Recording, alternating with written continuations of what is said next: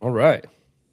Hello, hello, hello. Welcome back to the Bank Shot Degens podcast with your host, Denny in the Shrine. Denny, what is good? What's going on, man? Calling in today from an undisclosed location, uh, but had to do the round one check-in because these series are fucking crazy. Some of y'all probably know that we were at the Blazers game last night, which was a cool atmosphere. Yes, sir. We got the towels, we got some shirts. It was a fun time, and now we got to hop on and talk about all these series right now. A lot going on. Yes, sir. So let's start off with that Blazers versus Spurs game last night. Game three in Portland. First playoff game in Portland in over 5 years since last time Dame was on there. But Dame was not in last night, and nor was Victor Wembanyama out with a concussion last night. Just we it was a tough game to watch, to say the least. We were obviously rooting for Portland, rooting for the PNW out here a little bit, but we're there to see good basketball. Denny, where do you want to start with this game? Their defense, seeing their defense live, the Blazers defense, they are a really good defensive team. When they pick up full court, they force so many turnovers. The Spurs are a young team, and I think we both thought they had that game. We thought that they should have went away with that. That would have been a huge win for them in this series. And now, Wemby's looming coming back, so it's going to be tough. But I've been impressed with their defense. They're going to have to keep that up for sure. Oh, absolutely. I was. It was some of the worst roughing you've seen in a live game ever in my life. I haven't been to a lot of NBA games, but it was horrible to see because you talk about how good that Blazers defense was, and they were just getting called for the tiniest little contact early in the game to start. I'm not like I said, we had no blood in the game. This is neither of our teams really. We're just a basketball stand, but we were kind of rooting for Portland as being the home team and being from the PNW. But it just seemed from the start of this game that the refs were not on Portland's side. Tamani Kamara was getting really frustrated last night, and he is one of the best defensive players in this league. And they talked about. I was actually looking at a video on Instagram about how he is one of the most physical guys in the league. He's in the top 75 percentile in all the physical categories when it comes to uh, blockouts, fouls, charges, like drawing charges. He's one of the best in the league at drawing charges. Every single time he touched another player from the Spurs, it feels like he was called for a foul or everything. And Tamani, Mr. Splitter there had to challenge a couple of those plays. So it was really frustrating early on to see that from the Blazers to just, they can't play a physical game, but it was nice to see them early on. They were making their shots, they were throwing it down, and then the second half they just collapsed, and it was tough to see. You can't blame it all on the refs, obviously, because they won by what, almost over 20 points. So you can't dwell on the refs, but it was a tough game to watch live. That's for sure. Yeah, some good takeaways for the Blazers. Drew Holiday, man, what a vet for this team. He's been playing so damn The well. only consistent player last night. I think Oh he my only missed God. 5 shots on like 18 attempts or something like that. Yeah, he was draining threes. Scoot Driving had the had ring. a really hot start. Scoot's confidence is through the roof right now. Um, but yeah, when they're not able to play that aggressive defense, I feel like it got tougher for them as the game went on. That's kind of their bread and butter. They scored 21 points off of turnovers. So when they're not able to get out in transition like that, it really hurts them. If Wemby does not play in game four, I think they need to do better at attacking the rim. When you don't have Wemby there, Luke Cornett is not Wemby. When Luke Cornett's not even in, they got to be attacking the rim more. Try to get aggressive, get to the line, get some finishing down there. It's going to open up the threes for them a lot more too. Yeah, absolutely. Luke Cornett was such a cornerstone coming into this game with Wemby coming out, and they relied on him early, and he struggled a little bit to begin with, but he showed why he was there to be starting the game. They don't have that many players to play the center down below without Victor Wembanyama. They have Kelly Olynyk, they have Bismack Biyombo, both older veterans that are not, key guys you want really starting in this role who are not in the prime of their career anymore. So Luke Cornett was huge for that. But all the guys, all the young bucks of the Spurs team really just stepped up. Devin Vassell has been good night in, night out, almost every single game of this series. Um, Bryant, he had a really good game. Led the team in plus minus, I believe, to end the game. Stephon Castle, obviously, running the point. being really physical, getting out to the ball on Denny Avdija on the defensive side of the ball. He's not letting him get to the hoop as much. He just absolutely attacking the ball, and I love that defensive presence from him. But all the young guys here, and of course the sixth man of the year, he had a rough start to the game, but he finished so strong, and that's why the Spurs came up on top there in the end. Yeah, and Dylan Harper really took over in that. Yes, kind of he did. Third and the fourth. Him and Steph Castle are the first two. You see that stat? They're like the first two, I think, in their first playoff series to both have 25 plus in a series since KD and Russ, their first go around. So they really picked it up. That duo is strong. So we'll have to see. Wemby's status is going to be huge for this team, and if he's out again, I mean, even if he's not out, right? They prove they can still make an impact defensively. So they're just going to need to stay locked in and see what they can do. Game 4. Denny is now a 2-1 series for the Spurs in the lead. Victor Wembanyama most likely to come back next game. Does that change your answer, or does that change anything you think of whether the Spurs can get Game 4, first of all, in Portland, or can the Blazers pull their head out of their ass and somehow make this work? Having Wemby back out there is going to make it a lot tougher. His presence down low, it's just going to make it a lot tougher to be able to attack the rim.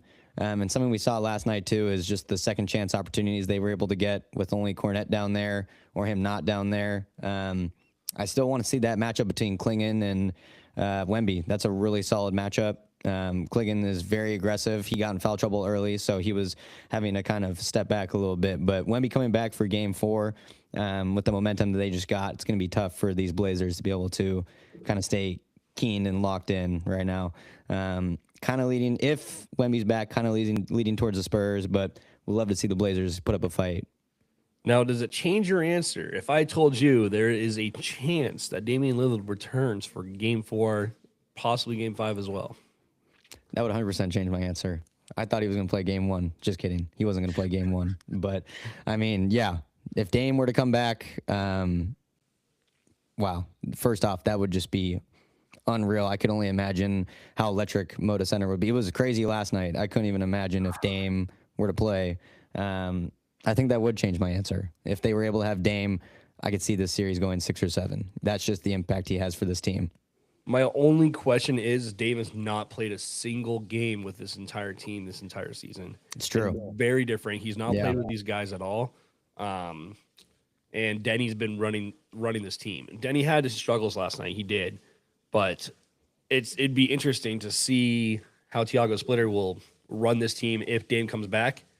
If he did come back, he'd be on a minutes restriction for sure. So it's not like you're relying on him most of the game. But the Portland fans want him in there so badly. But the Portland fans have also got this newfound love for Denny Avdija, and it would be interesting. They're very two different players. Obviously, we know Dame's an absolute lethal weapon from beyond the arc.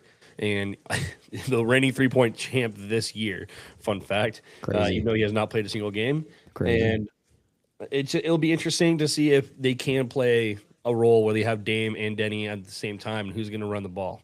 I think I would prefer Denny to run the point and have Dame kind of be a shooting guard just for the start of, coming back from injury, playing minutes restrictions, just be a lethal shooter. But that does not mean he cannot be a vocal leader on the sideline there and help run this team a little bit. But I think you keep the ball in Denny's hands and you let him run the point. Yeah, and that would help with the conditioning of Dame, so he's not having to be, guarded 94 feet down the floor and can maybe be more of like a catch and shoot guy. And I agree about just having another veteran presence for that young team to be able to kind of keep the guys calm, cool, collected, to be able to be on the floor with them doing that too would be huge for those guys. Exactly, I completely agree. Let's move on to the next series. Do you with Victor Wembanyama back and Damian Lillard back, what are you predicting this series to go to? If Dame were to come back, I'm gonna go Spurs in 6. Okay. I'm gonna go Spurs in 7 if Dame comes back. Spurs like in 5 if Dame does not come back. If Dame doesn't, yeah. If he doesn't come back, I agree. Spurs in 5. I think they need to, even if he plays 10 to 15 minutes, I think Dame needs to be in this next game just for the crowd of Portland, just so Moda Center can go electric. They deserve that. Yeah, being able to see a playoff atmosphere for like the first time ever, because that was my first playoff game. That really can change and shift momentum. When they start going crazy, it can get the opposing team rattled, especially if they're younger guys. So they got to keep it rolling in the Moda Center. In live right now, the Pistons Magic game just ended. The Magic take the lead. 2-1 lead. Right? Yep. Oh, sorry, my thing updated wrong. Oh, there it is. You want to jump into that, or you want to continue on the West first? We can jump into that one right now. Obviously we weren't really watching as much. You watched more than I did. Paulo with 25, Cade Cunningham with 27 points, Wendell Carter Jr. with 17 rebounds, anchoring down the rim. Paulo with 9 assists, Cade with 9 assists. This seemed like a Cade versus Paulo game. What do we think? I just want to say, Matt, you and I both ranked these guys as top 3 in the preseason rankings. We did. And they've been injured all year. They've had their ups and downs. I was absolutely. I have to send out an apology to Paulo and the Magic because our last episode, I didn't have them winning the play-in, and now they are taking these Pistons deep right now. They have completely flipped the switch. This is what the team should look like when they are healthy. This is why we had them top 3. Matthew Spitzer said it last episode. Desmond Bane is locked in right now. He's been killing it. You have Paulo playing a lot more aggressive. Wagner. This team is rolling right now. Yeah, we get things wrong. I obviously, like at the beginning of this season and the end of last season, I was not high on the Desmond Bane trade whatsoever. I thought it was an overhaul, and I did not think it was going to work for them. Desmond Bane's stepped it up a lot late in the season, and he's stepping it up in this playoffs right now.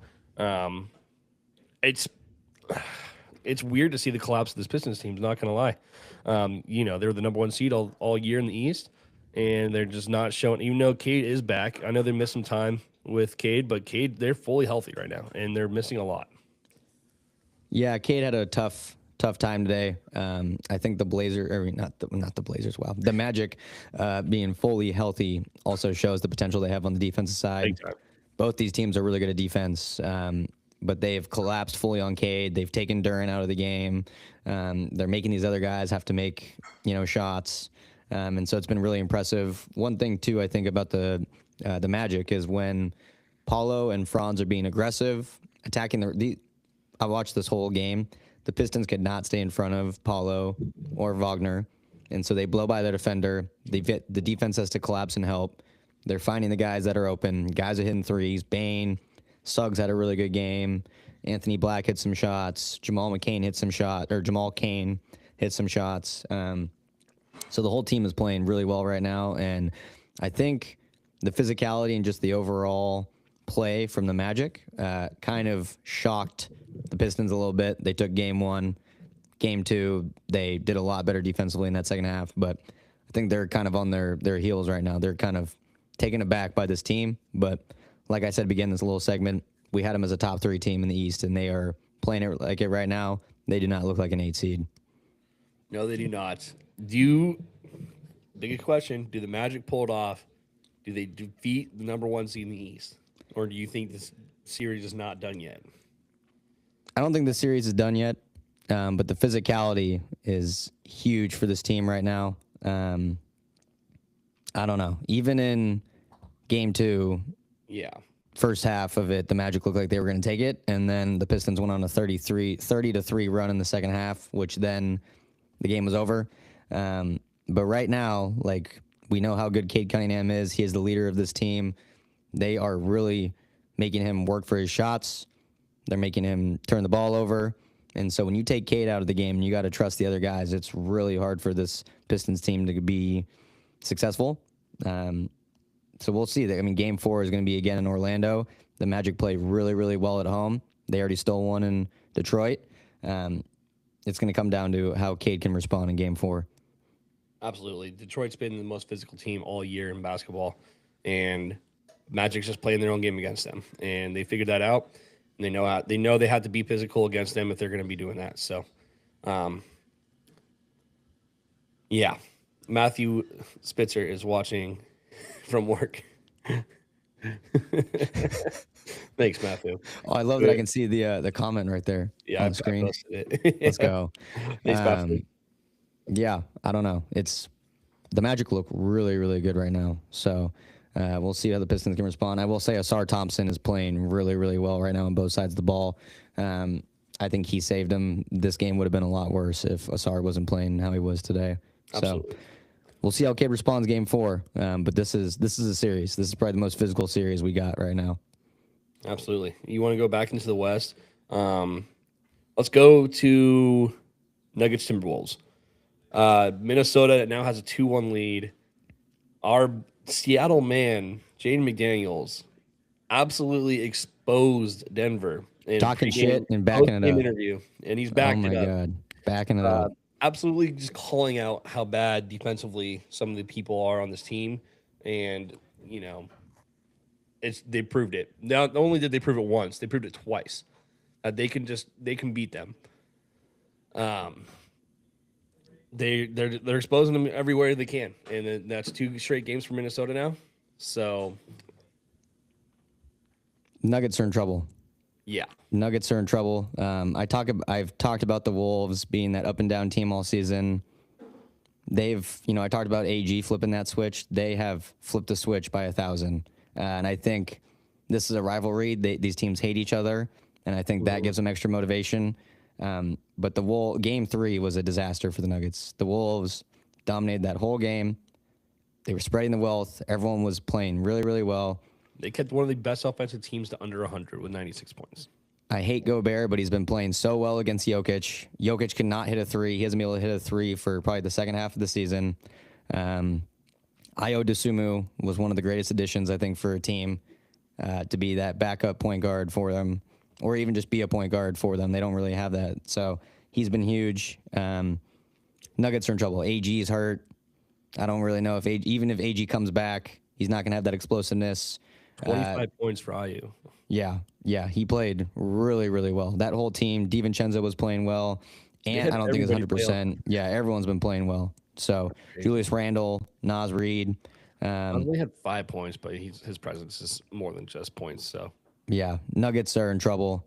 And I think something that wasn't really talked about was how bad their defense was in the beginning, or in the regular season anyways. They were like 20th or 21st, I think, in defensive rating. So not even a good team to start off defensively. Now you lose Aaron Gordon. Game 4 is tonight. If the Wolves take it, it's going to be damn near impossible to come back. So, like I said, Gobert has been playing really, really well against Yoke. He can't make a 3. They're just letting him take it. So we'll see how Yoke and Murray can respond tonight. But they look kind of gassed too, the Nuggets. So they do. It's trending towards the Wolves right now for sure. This is just an all-time great matchup of offense versus defense. One of the best offensive teams in the league was the Denver Nuggets this year, consistently scoring 120 plus almost every game. And it's trending right now that it's showing that defense wins championships. Defense is what controls the game more than offense. And you can be one of the best shooters all the time, but if someone's up in your face, getting you off your shot, it's not going to matter. So I kind of love that idea so much. I've always been a guy that believes in defense more than offense. Not saying obviously you need both, but the best balance of both is the ideal. But if Minnesota continues to play the defense they're doing and they're knocking down their shots, then I do not see the Denver Nuggets getting a chance in this series. Yeah, so. And they push the ball so well off of turnovers, even just off of a made bucket. The other night, off of a made bucket, literally guys are running, they get a fast break bucket off of a opposing bucket made. So they look really locked in right now. They look scary. Yeah. So what's your prediction as it stands right now for the rest of the series? It's 2-1 Wolves. Shit, dude. I think I had the Nuggets in 6. I'll go Wolves in 6. Wolves in 6? Yeah. I was even thinking 5, but I don't want to take Jokic out of it. But these guys look gassed. The non-Jamal Murray minutes are really tough to watch. Even if AG is playing, I don't think he's 100% healthy. And so it's looking tough for the Nuggets right now. Yeah, I would say Wolves in 7. I know Jokic is going to fight, but I told you before, the only other people I'm worried about in the West was the Spurs and the Nuggets, and both of them are not looking strong. Well, the Spurs are looking strong, but it's just, we'll see. I think whoever wins this series is going to defeat the Spurs next round if they get there, if they beat the Blazers out. So it will be interesting to see, but I don't know. Let's What a turn. But yeah, anyways, off Yeah. that series. let's go to a game that's actually happening right now: the Oklahoma City Thunder versus the Phoenix Suns. Thunder have a 2-0 lead. It's currently 28-27 Thunder, just at the end of the first quarter. Close game so far. Let's just talk about game two mostly. Game one was kind of a blowout. We already knew this was going to happen. We knew this game was going to get chippy between these two before it even started. Dylan Brooks, absolutely one of the most biggest enemies in this league. And a lot of people with their perceptions on Shai Gilgeous-Alexander and how he plays, and there's a lot of people's perceptions on Lou Dort and how he plays. We knew this game was going to get chippy from the get-go. Oklahoma City Thunder, one of the best defensive teams in the league. Phoenix Suns, kind of a shocker to get here in the first place, honestly, but they came down the stretch and they deserved that spot to get the 8th seed in this tournament.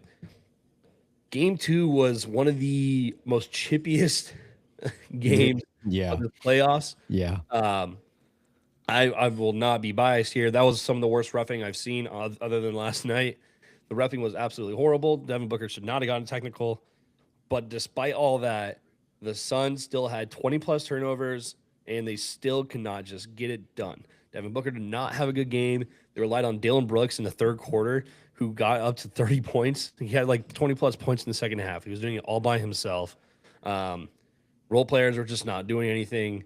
It's hard to – you can sit there, Devin Booker, and you can call out refs by name, but at the end of the day, you're not putting yourself in position to win whether or not the whistle's on your side or not. So obviously it's close right now. We'll see what happens the rest of this game. Thunder are up 31-27 at the end of the first. What are your thoughts, Lou? It's just hard to gain momentum against this team. You can go on a little run, you can tie up the game, and then next thing you know, they respond immediately. And I think we've said it over and over with this team. It starts with their defense. 22 points off of turnovers for the Thunder. Yeah. That 14 steals. I mean, it's unreal. I mean, any run that you make against this team, they will automatically respond. They will stop it.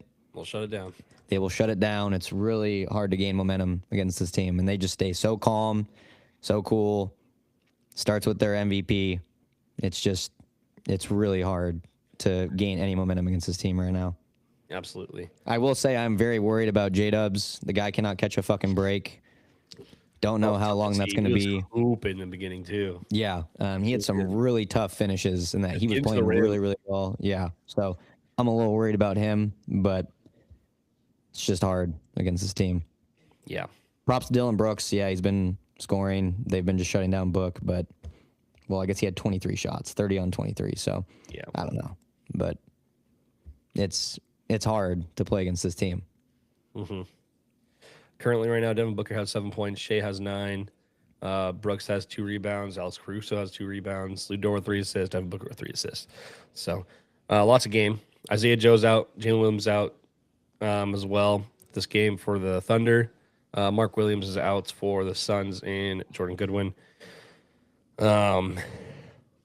One guy that I think the Suns need to rely on going forward is Grayson Allen. He is a pivotal point of their team in the defensive side of things, and also just moving the ball around.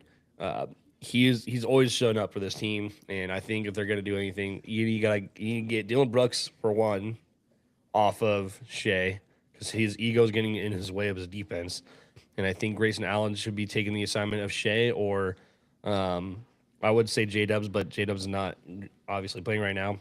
So I would take Grayson Allen to be the lead primary defender on Shai right now. I think he has the best level of head. I think he has the best first step to guard Shai, because Shai is way quicker. So keep Dylan Brooks in to be fouled down the stretch, because if he's going to guard Shai, he's going to get pissed off and he's going to get fouls early, and it's just not going to be the formula for the Suns to even try to sneak a win against the Thunder.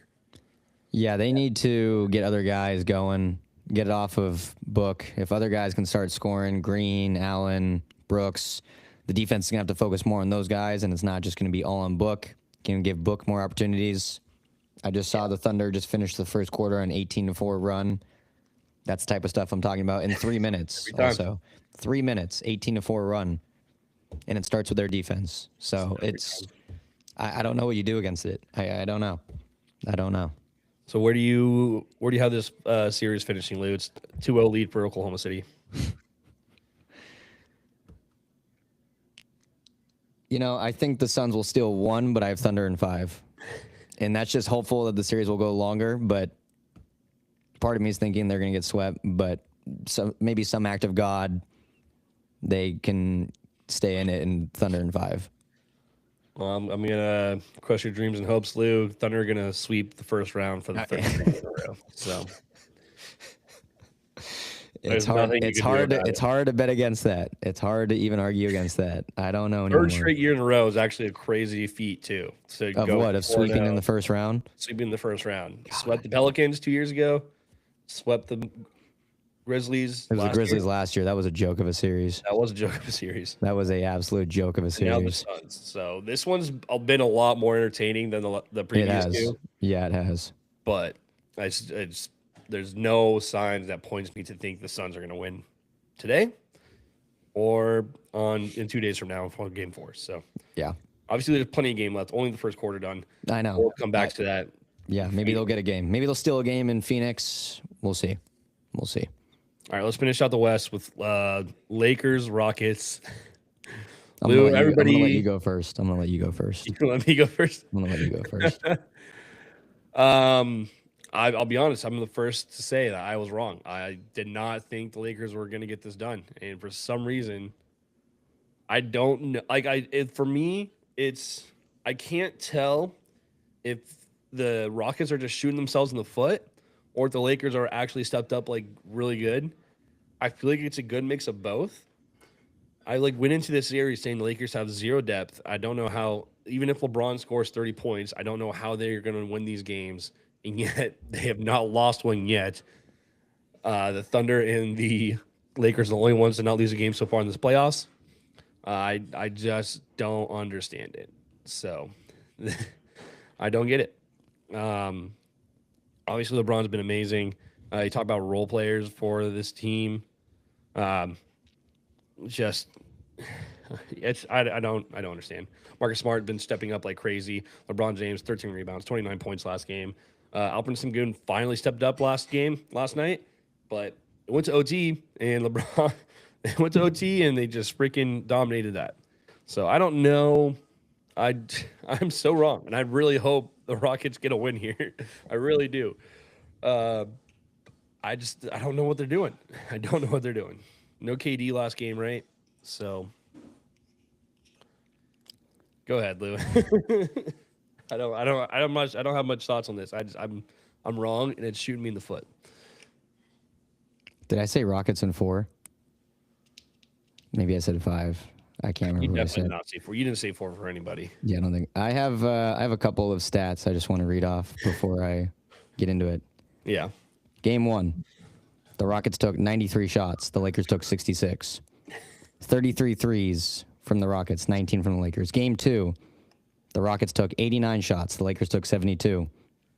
Game 3, the Rockets took 98 shots. The Lakers took 79. 21-3 on offensive boards is game 1. 17-9 offensive boards game 2. 18-9 offensive boards game 3. Wow. Game 1, you took 30 more shots than the opposing team and you lost. I don't know what to say. We've talked about the issue of no point guard all year and is now being shown at the highest level. Reed Shepherd is like 6'0" and cannot defend for his fucking life. And so he was 4 for 13 on 3-pointers and and he's been struggling, and Ime just does not want to play him because he's 6'0" and gets exposed. He had 46 minutes last game. Yeah, and they just have no one else that can run the offense. You went from 35 minutes with Reed game 1 to 11 game 2. KD had those 9 turnovers, and it's because he was trying to play make. You got to have someone else play make. They just don't have a point guard, and they don't have someone that can run the offense. Amen's not going to do it. KD can't do it. Sengun, the first 2 games, it looked better last night, but the first 2 games, Sengun looked like he was scared of being in the paint. He would catch the ball with about 14 to 11 seconds at the 3-point line and then decide now it's time to go after wasting 10 seconds on the shot clock. Last night, they're up 6 with 30 seconds left. If you're Amen Thompson, run and get the ball from Jabari Smith. Don't let the ball come to you. Go get the ball. It's one turnover, the 3 made. Reed Shepherd gets doubled. Reed, do not try to beat that double. You have LeBron James right there. Get the ball up the floor. Nope, turnover. LeBron hits a 3.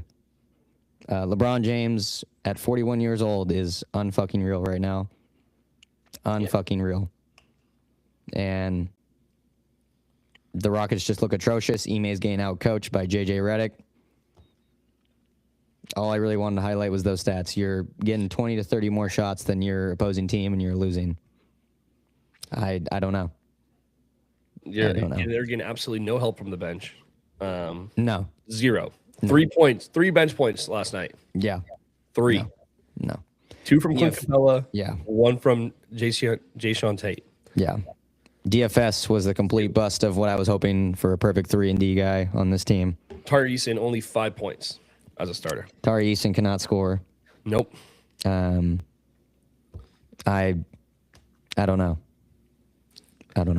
Can't be, if you're Alperen Sengun and you're the starting center here, you cannot have LeBron James, the 42-year-old basketball player, be out rebounding you. No. I don't understand that for the life of me. No. I know he's LeBron James, but you're taller than him. You're the starting center. How is LeBron out rebounding you in this game? How are you letting Jackson Hayes bully you down in the paint? They're getting outplayed, outcoached. All of their issues are being highlighted at the highest level. And Kevin Durant was healthy all season and then bangs knees, diving for a loose ball in practice out game 1, and then steps on Luke Kennard's ankle game 2. Yep.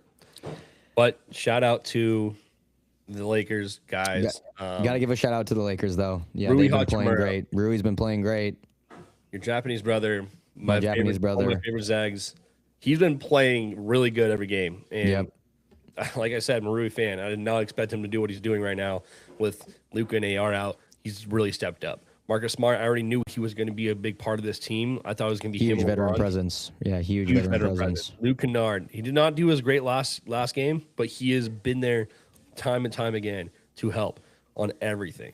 I think JJ Redick is playing through Luke Kennard right now. Oh, absolutely. I think he's just controlling his body and just going absolutely nuts. Yeah, and if I'm the Rockets, I'm not worried about anybody on the Lakers bench. I'm not worried about Jared Vanderbilt. 0 for 2 from 3 last night. I'm not worried at all about Jake LaRivia. Only 1 field goal on 4 attempts. I'm not worried about Jackson Hayes. He did have 12 points on 5 of 8, but I'm not worried about him. He's just a tall guy. That's all he can do. He does nothing else. You have guys that can stop every single buddy on this bench. I say you need to attack some of these guys on the starters here, get them in trouble, and make them make their mistakes. And they're not doing that. They're letting the Lakers punch first, and they're not coming back at all. So it's tough to see. They're not defending whatsoever, and they need to figure it out. And they wait until about 14 to 11 seconds on the shot clock to start trying to generate any offense, and you don't have enough time. It just they look horrible. They look horrible. Enough of that. That's the West. Let's go over to the East real quick. We'll start with the Boston Celtics versus the 76ers. The Boston Celtics took a 2-1 lead last night. What is the story here, Lou? They are disrespect. I think they're putting some disrespect on the Sixers. They're not realizing that this Sixers team is not going to go down without a fight. I fucking wish Joel Embiid was healthy playing in this series because, honestly, if Embiid was playing, I don't know. It could be a different story. But shout out VJ Edgecombe, 30-10. It's game 2, first to do it since Tim Duncan as a rookie, I think, in the playoffs. BJ's been a player. The Celtics, the Celtics ride and die by the 3. So when their threes aren't hitting, they're not going to win. They lost game 2. They shot 26% from 3. Derek White has been shooting very, very poorly the whole season.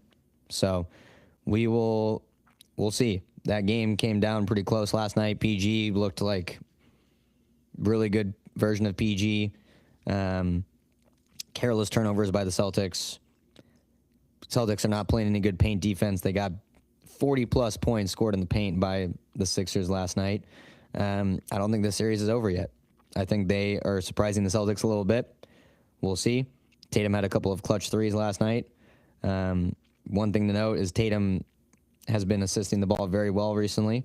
But we'll see. I don't think the series is over yet. I hope not. Yeah, huge fan of VJ Edgecombe. Obviously, he was my Rookie of the Year pick before the season started, but he played his ass off. Even last night, he only had 10 points.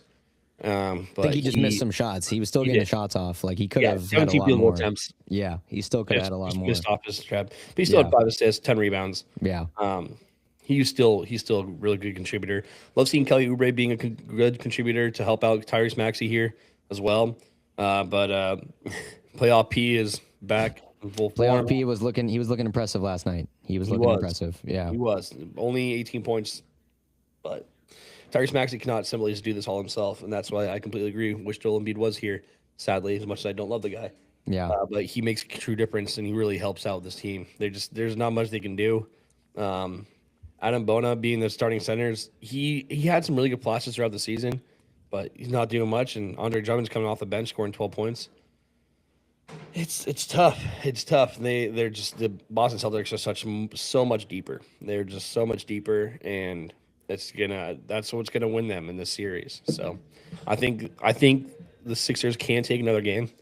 I will say Boston Celtics will win in 6 though. So yeah, I like that number. Celtics in 6. I would like to see the Sixers get one more win, but yeah, Boston will be taking the series. Yeah. All right, let's move over to one of the best playoffs matches ever. One of the, weirdly enough, been a rivalry lately. Hawks versus Knicks. What team do you want to start with first? You want to talk about the Hawks first? You want to talk about the Knicks first? Well, we should probably talk about the team that's in the lead, right? Let's do it. Where do you want to start? Atlanta Hawks. First of all, I'd like to shout out and say that you and Matthew said I did that you chose the Knicks to win this game. I'm the only one that said the Hawks. Okay? And this is the reason why.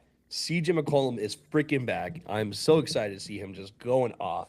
Jalen Johnson figuring it out. Dyson Daniels, the great barrier thief, coming back. Nickeil Alexander-Walker, the most improved player of the year. They are owning the Knicks, man. And I knew it from the beginning. Like, I've seen this Knicks team play so much. On paper, the Knicks team is one of the best teams in the East. But on paper, they're not collaborating well in these games. They're not passing the ball around. I feel like there's too much star power. In a way, they're not moving it around. It's just Jalen Brunson or Cat. One or the other. OG Anunoby had a really good game last game, but not enough to upset this Hawks. But the Hawks, man. Jalen Johnson is so freaking good. Almost a triple-double. 2 assists shy from a triple-double last night. CJ McCollum, 23 points, being absolute veteran presence for them. Nickeil Alexander-Walker, not a great shooting night for him, but still just a menace on the floor. Dyson Daniels, great barrier thief, obviously. 3 steals last night, 1 block, 13 rebounds. Even when he's not scoring, he's there to make a presence. And then you have guys coming out the bench. Jonathan Kuminga, 21 points off the bench. Mo Gay, our boy, 5 points just on 11 minutes. But, man, I love the way this Hawks team's playing so much. Yeah, one of my notes I just wrote was Jonathan Kuminga. You talk about additions for teams that have been huge. This guy has been through so much drama with the Warriors, not playing, healthy scratches, all the Steve Kerr bullshit. He's playing with a chip on his shoulder, and he is playing really, really well. And he was part of the reason why the Knicks didn't get a shot off to end that last game. Doubled Brunson, forced a turnover. He's been playing really, really well. In the second half, the Hawks just were attacking Jalen Brunson off of pick and rolls. Whoever it was, get Brunson on him, attack him. They played really, really well. Defense to offense for this team. Fast-paced team, stealing the ball all over the place. And CJ McCollum, man. CJ McCollum. I can't remember if I mentioned it last episode or not. I'm just going to have to mention it again. Averages by season since he left the Blazers: 24, 21, 20, and 21. He has stayed a bucket. We've seen him in the playoffs. 2019 Western Conference semifinals. Had 41 and 37 in 2 of those games. 2020 play-in game in the bubble. Had 29 and had an insane fourth quarter. CJ's been here. CJ has been here before. Absolutely. In a showing. And the Knicks are just too small of a team. They don't have anyone. They did not decide to put Josh Hart on CJ until the second half. I don't know why you wouldn't do that initially. Brunson, McBride. CJ, I think, did the too small on McBride at one point. He's getting to his spots. He's hitting his shots. Walk down McHale. Mikal Bridges had Zero. I don't know if you saw Stephen A. Smith's rant on First Take. No, I did not. Oh my God, I was just watching it, but without the sound because I just can't listen to that guy. But I think he was about to have a heart attack. But what was the trade for Mikal Bridges? 5 first-round picks? Believe so. And it wasn't just this game. He hasn't done shit all series. Nope. He has not done shit all series. Props to the Hawks. Props To the Hawks. They are fucking locked in. Like you said, he's had a tough start to the series. But in that game 3, he hit I think 2 or 3 threes in the second half to just really solidify the game. Every time the Knicks looked like they were coming back, the Hawks would just respond. Go Hawks. Hawks are locked in right now. Hawks in 6. Give it to me. Give it to me. We got game 4 tonight. And I think this is similar to the Nuggets-Wolves series. If the Hawks go up 3-1, I don't know how the Knicks are going to come back. Right. I do not know how the Knicks are going to come back. Mike Brown is getting outcoached by Quinn Snyder right now. Mike Brown cannot figure it out. Karl Anthony Towns. Why is he at the three-point line so much? You are bigger than ever. Get your ass down in the paint. Seriously. What is he doing? Him and Brunson will run a pick and roll, and it'll work. And then it's like they think it didn't work, and they won't go back to it for another 5 to 10 possessions. I don't understand it. The Knicks are rattled. Hawks are playing really good on Brunson. It's going to come down to Game 4 tonight. If the Hawks take Game 4 in Atlanta, I do not see the Knicks coming back from this series. Nope. Just overall great play by the Hawks right now. And CJ McCollum is being CJ McCollum. Yep, I agree. Yeah, Hawks in 6. Give it to me. Yeah. You're wearing your CJ jersey. Ironically, I wore it for I brought it for the Blazers game and then watched Game 3 of CJ and was like, all right. Double-edged sword. Double-edged sword. Yep. So I owe apologies to the Hawks again. Sorry, Hawks. I've loved you all season. I voted against you for some reason, and you guys are about to prove me wrong. So prove me wrong, please. Let's wrap it up, baby. Last series of that we've not gotten to, Cavs Raptors. Cavs took a 2-0 lead, I believe, right? And then Raptors came back, baby. Yeah, games 1 and 2, it was really good games in the whole first half, and then the Cavs would just kind of walk away in the second half. Game 3, they did not have that same fight. B.I. actually did not play well. RJ Barrett and Scotty B. Scotty B. And 30 CMB. 30 each. Yeah, Colin Murray. I think they started CMB. I can't remember, but they all played really, really well. And they did this all without Quickly. Quickly has not been here this whole series, and I think if Quickly was here this series, their leading scorer was James Harden. Yeah, Donovan Mitchell did not have a good Game 3. He did not have that same fight. We've seen Donovan Mitchell at his highest in these playoffs, so he just was not looking to keep the foot on the gas. So we'll see. I think that Game 4 is tomorrow. Max Strus is one of their best bench players for this. As he always has been. Yeah, I think Game 4 tomorrow. We'll see. Obviously, I'm not discrediting the Raptors. They played their asses off. They deserve to win. But I do think this is a very fluke game for the Cavs. I think it was too. I think they were expecting to go in there and sweep, and they kind of got smacked in the mouth, and I think it'll wake them up a little bit. Yep. But hey. But shout out the Raptors, though. If they can Yeah, redo shout what out the they did, Raptors. Colin Murray Boyles has an insane game, 22 points, 8 rebounds. That'd be great if he can do that again. If Bi can wake up, Bi can wake up. Glorilla's Jacoby right there Walter- on the bench, man. Wake up. Jacoby Shit. Walter starting. I don't know why. I would not have Jacoby Walter starting. I no, they should have 0 kept points. Jamal Shed starting. I don't know why. I think Jamal Yep. Shed's a better defender, so I don't understand why Completely they started Jacoby Walter. I wish Quickly was in. If Quickly was healthy, it would be sick. But Yeah, absolutely. yeah, no, I don't see any issues for the Cavs so far. But yeah, Raptors can get it done. They can get it done. But I'm still gonna take Cavs in 6 probably. I think I the like that Raptors number. win their game. Yeah, So all right, but a good playoff so far. great playoffs so Was not far. was not expecting a lot of this shit to happen, and it's a great day today of NBA. I have no idea what it's a commercial, so I don't know what the Thunder score is right now. But 47. okay, oh wow, Thunder. okay. And then we still got 2 games left. We got the Knicks and the Wolves games tonight. So great day of NBA. It's still going. Everyone's already texting me about the next round of Thunder versus Lakers, but we'll talk about that another day. It's not over. It's not over. It's not over for either God, of those series. So I told them, I'm like, relax. Kevin Durant can come back. So I let's see. Yeah, I don't want to hear it from Trent. So the other thing, I just don't want to deal with the whole Luka narrative. If that, if this, if that, and if he's not going to play. if he's not going to play, if he is going to play, if he is going to play, oh, he was hurt. Oh, if he isn't going to play, oh, he was hurt. Thunder kick your ass all season. I don't know if it's the Rockets' horrendous play or if it's the Lakers actually playing good defense. But if Luka comes back, that's going to take away some of that good defense the Lakers are playing. Luka does not. We've seen Luka on the defensive side, so that will hurt them. They're playing good defense right now. If you bring Luka back, I mean, we know what he does on the offensive end, but defensively, it's going to hurt them. So Marcus Smart's your only defensive anchor. Yeah. Anchor. But great first round so far.